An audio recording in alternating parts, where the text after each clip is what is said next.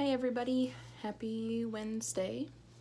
I am going to be reading from my blog on Psalm 15 for you today. And the blog is entitled Tent of Transformation. And the synopsis is accepting God's invitation is a promise to be a permanent guest in his house forever. Psalm 15 says, Lord, who may dwell in your sacred tent? Who may live on your holy mountain? The one whose walk is blameless, who does what is righteous, who speaks the truth from their heart, whose tongue utters no slander, who does no wrong to a neighbor and casts no slur on others, who despises a vile person but honors those who fear the Lord, who keeps an oath even when it hurts and does not change their mind, who lends money to the poor without interest, who does not accept a bribe against the innocent. Whoever does these things will never be shaken. In researching this psalm, I found an interesting distinction in the NIV translation and the original King James. In verse 1, which says, Lord, who may dwell in your sacred tent, who may live on your holy mountain. The King James uses abide and dwell as opposed to dwell and live, which is how the NIV has verse 1. According to the Enduring Word Commentary, the word translated abide can be better thought of as sojourn. Sojourn? Probably should have looked that up before I started this, but anyway.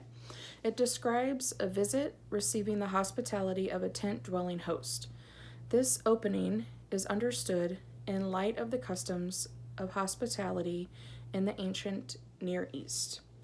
And the Enduring Word Commentary goes on to quote, I think it's McLaren, who says, in the gracious hospitality of the antique world, a guest was sheltered from all harm. His person was inviolable, I guess not able to be inviolated. His wants all met, so the guest of Jehovah is safe, can claim asylum from every foe, and share in all the bountiful provision of his abode. I love the visual this brings to my mind.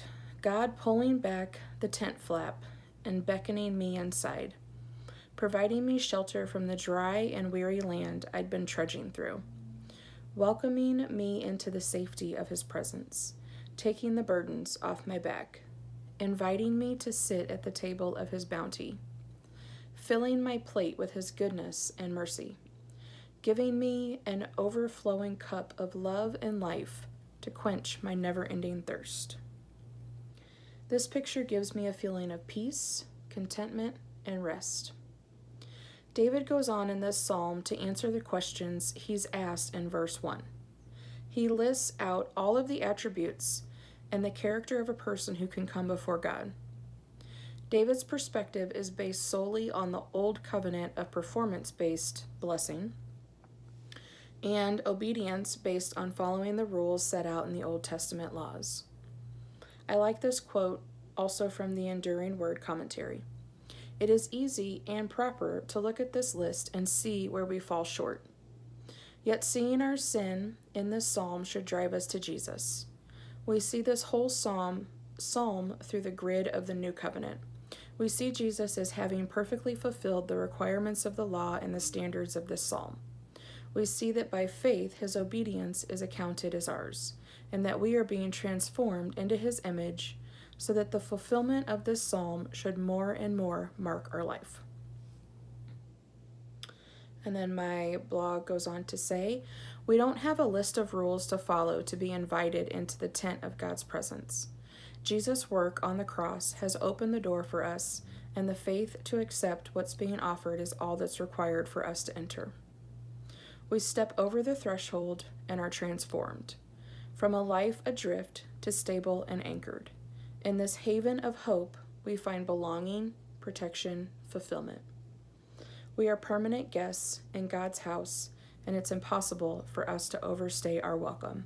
It's ours for eternity. So that is my blog on Psalm 15, and I hope that that was encouraging or helpful to you, or if you know someone that that would be encouraging or helpful to, feel free to share it.